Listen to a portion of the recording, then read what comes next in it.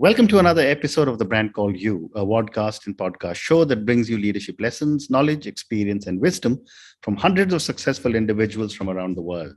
I am your host, Ashutosh Garg, and today I'm delighted to welcome a very unique businesswoman from Iceland, Helga Kristin Fridjonsdottir. Helga, welcome to the show. Thank you so much.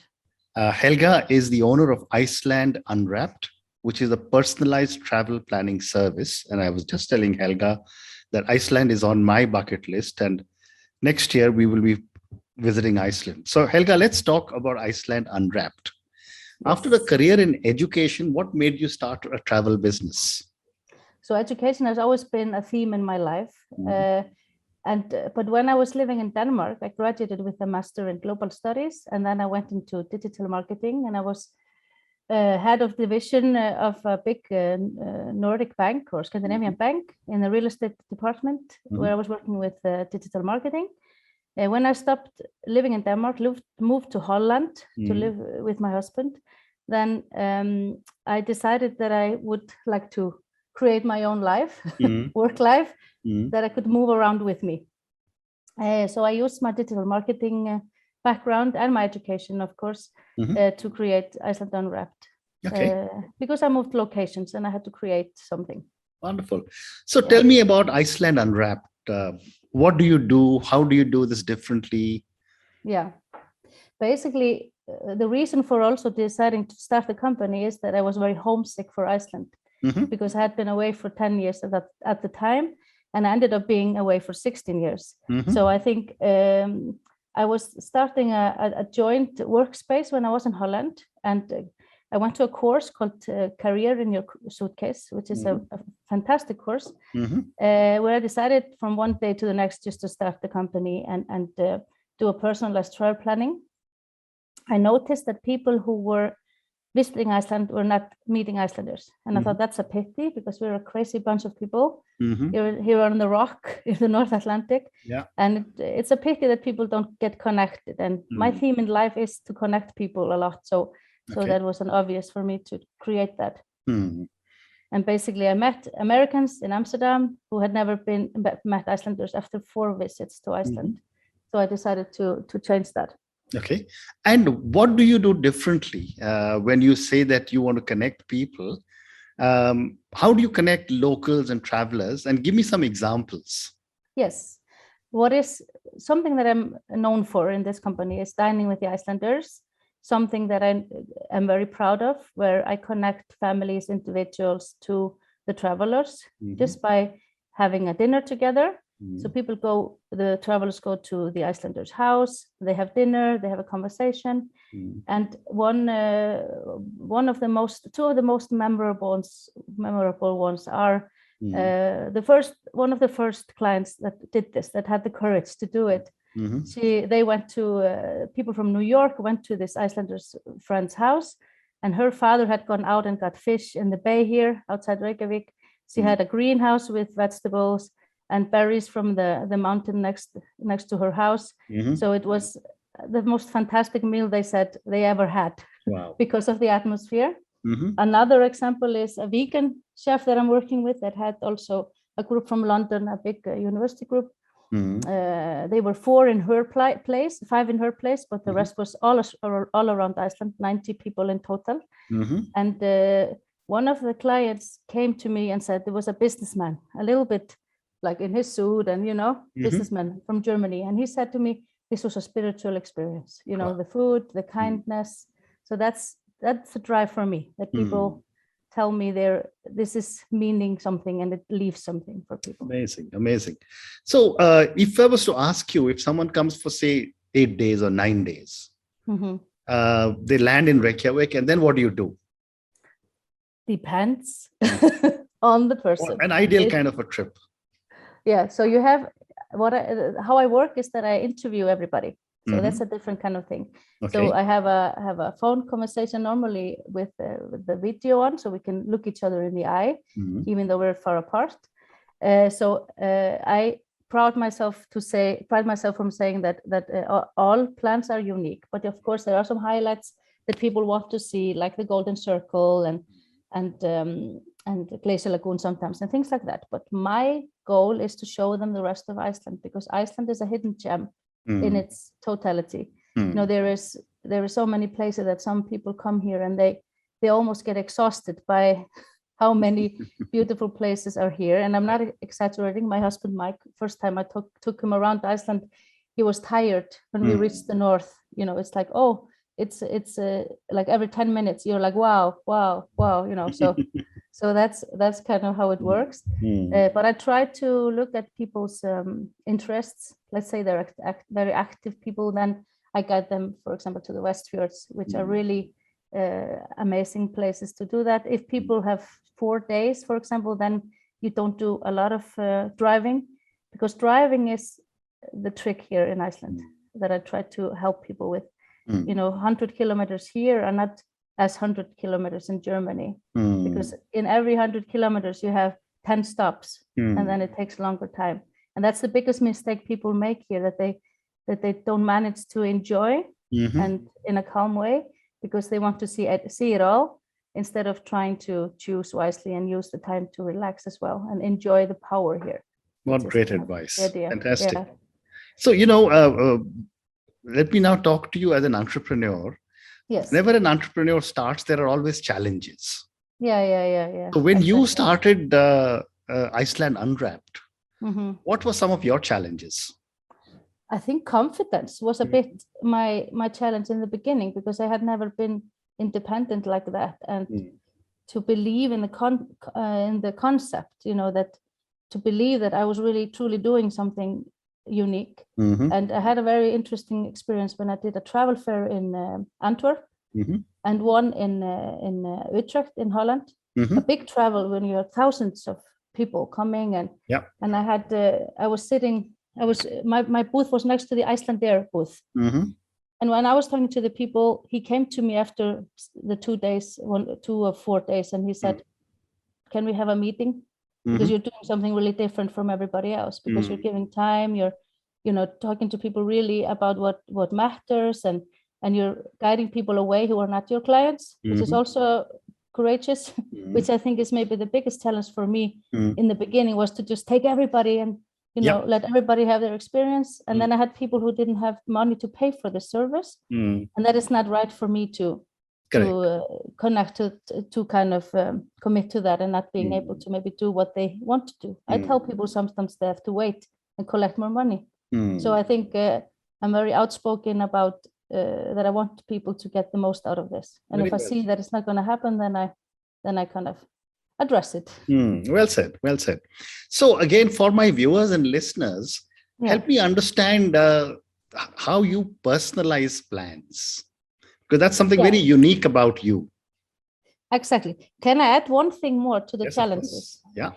Working as an entrepreneur alone is a challenge, because it's difficult to let go and give other people permission to go in your footsteps.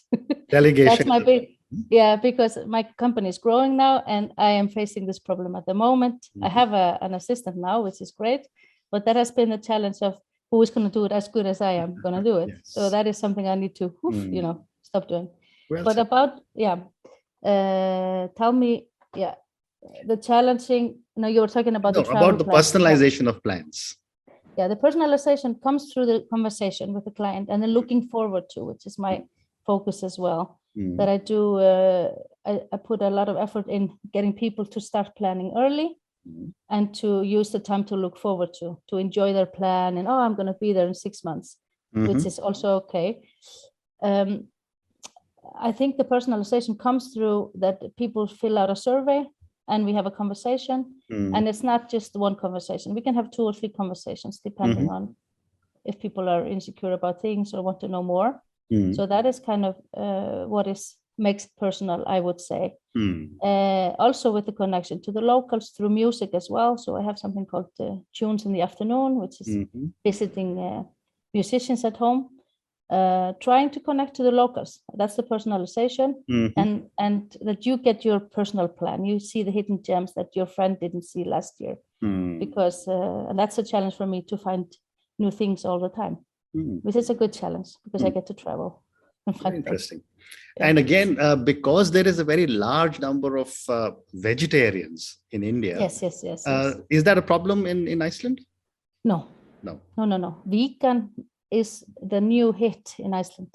Everybody is vegan.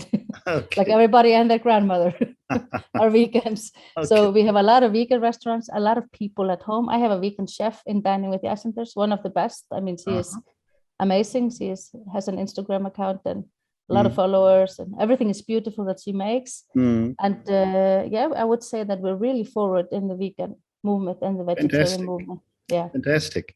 Every restaurant. Yeah. So moving on now, Helga, when people travel to Iceland, one of the challenges you mentioned was that, it's not like driving in Germany and they stop 100 kilometers 10 times. Yeah. What are some of the other challenges people face?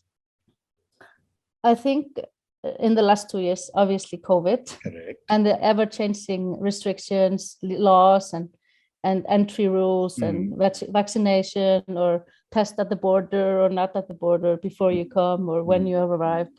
So that has been the challenge of the last 2 years. I've had clients more than I expected in the last 2 years, and that has been like me being their grandmother, trying to make sure that they get the right information.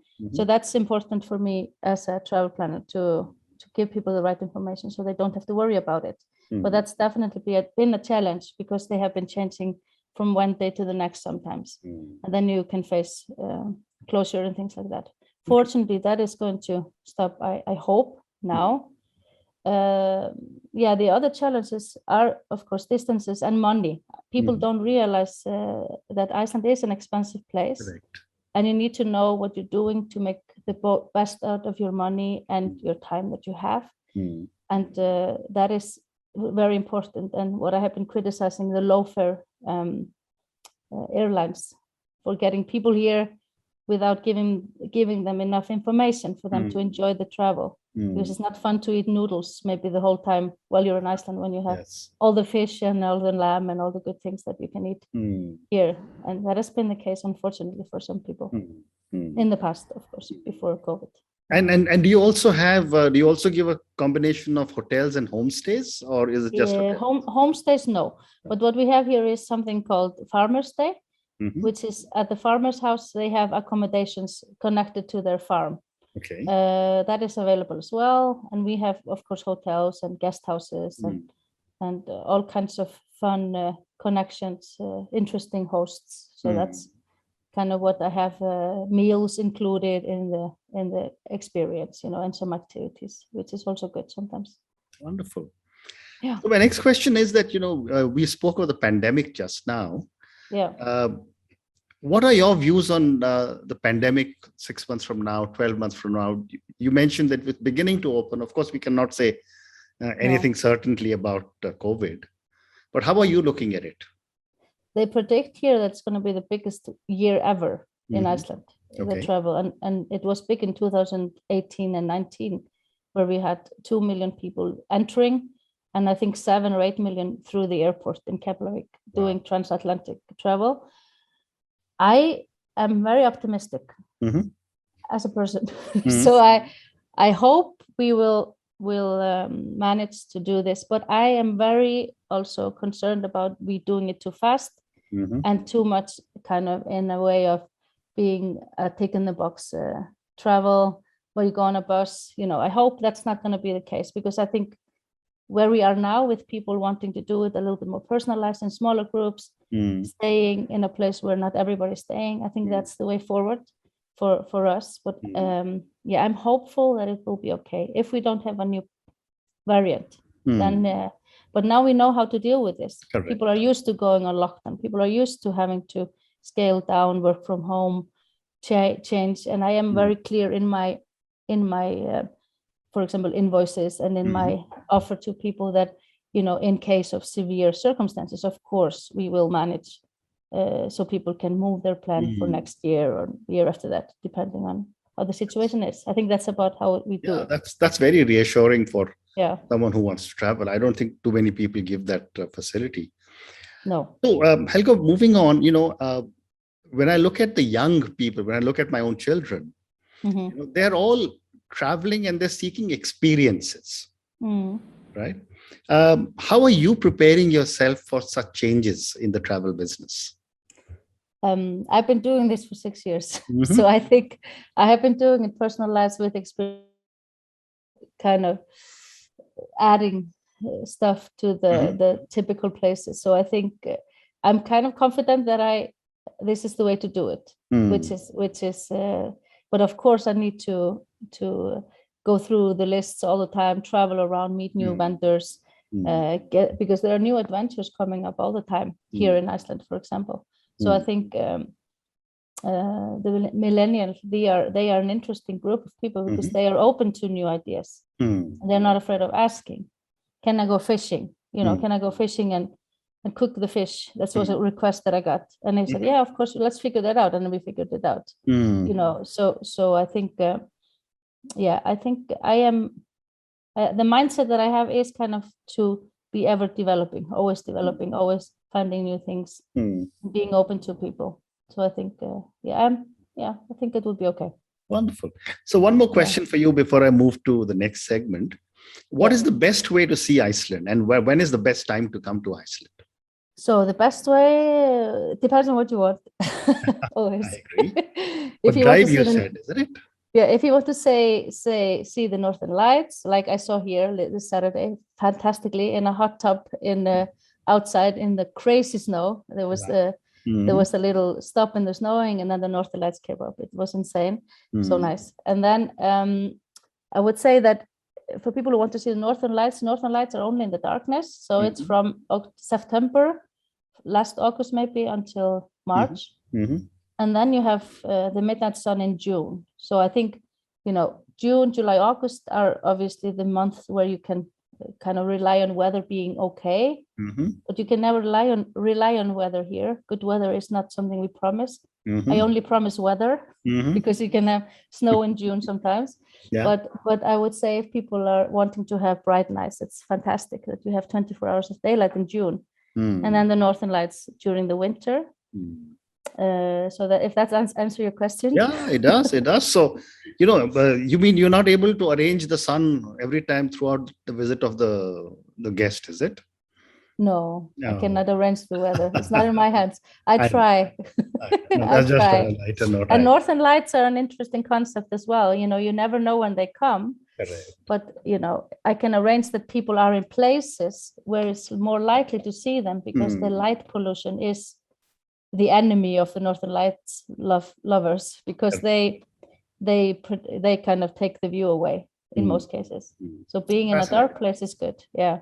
Fascinating. Yeah. So Helga, I'm going to move to a few questions for you personally, because my viewers and listeners love to get to know my guest a little better. Yeah.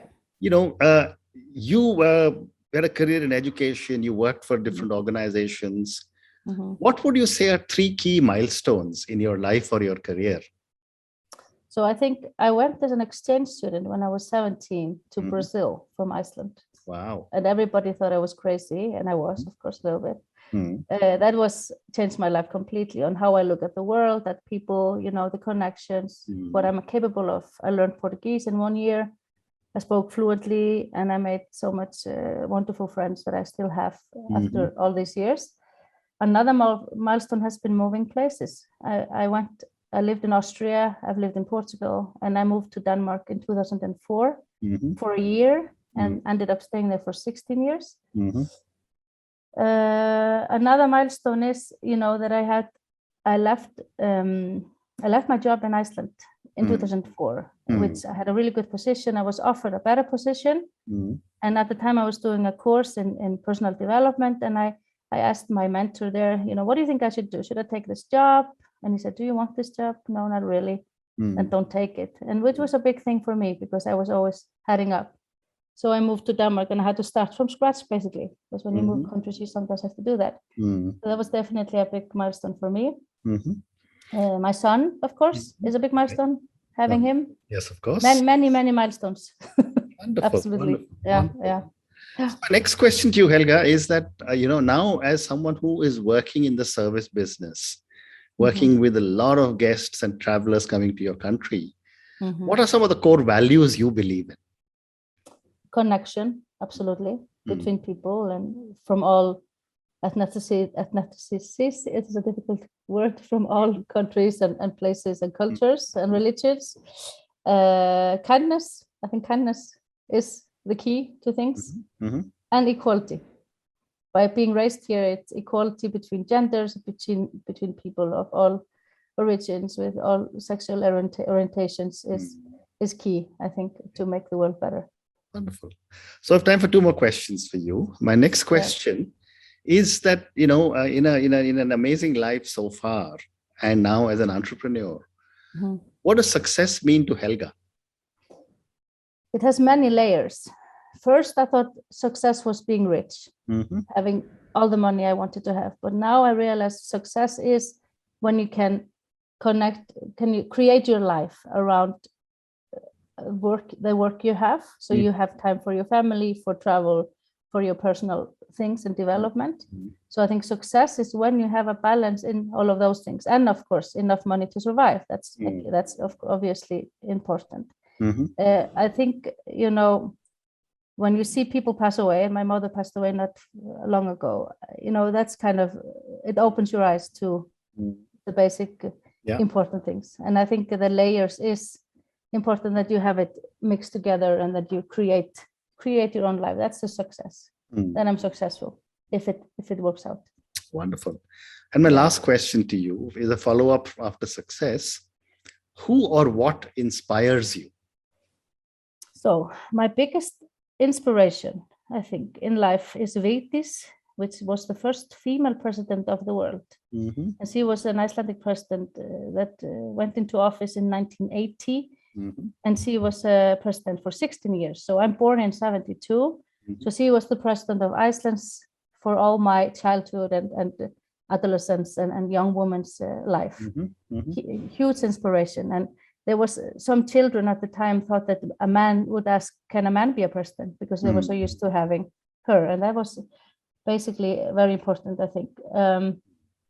My son is an inspiration to me, of course, every day, because he looks at things differently. My husband as well. He's from America. He looks at things differently, and I'm learning from them every day. Wonderful. And I think people on my path, I'm very open to getting inspiration. I think I can say that I really think it's important that you can meet people on the bus. I met a woman on the bus in Brazil once, and she was a huge inspiration of survival, of never giving up. It's being open to people is kind of the way of getting inspiration for me. Wonderful, wonderful. Helga, on that note, thank you so much for speaking to me. Thank you for speaking to me about Iceland Unwrapped, about Iceland, about your life, about the way you are curating such amazing journeys for so many different people. And I know that we already have our dates, 1st April to 10th April 2023. Yes. We're going to be reaching out to you. I'm on it. Please plan our career. I'll write to you separately. Absolutely. And I look forward to meeting you when we come to Iceland with my wife I look forward and to some meeting friends. You too. Absolutely. Me too. Thank you so much for your time. Thank you so much. Bye-bye. Have a good day. Bye. Thank you for listening to the Brand Called You videocast and podcast, a platform that brings you knowledge, experience, and wisdom of hundreds of successful individuals from around the world. Do visit our website www.tbcy.in to watch and listen to the stories of many more individuals. You can also follow us on YouTube, Facebook, Instagram, and Twitter. Just search for the Brand Called You.